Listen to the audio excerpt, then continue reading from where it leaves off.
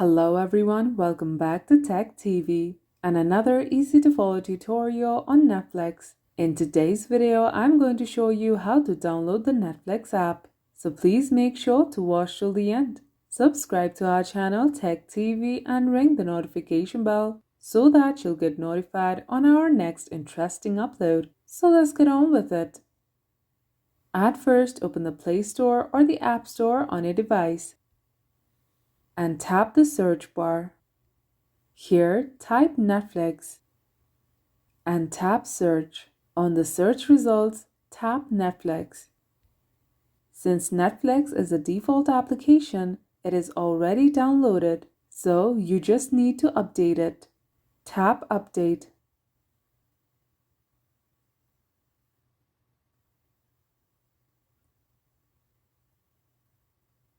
Once the app is updated, open it.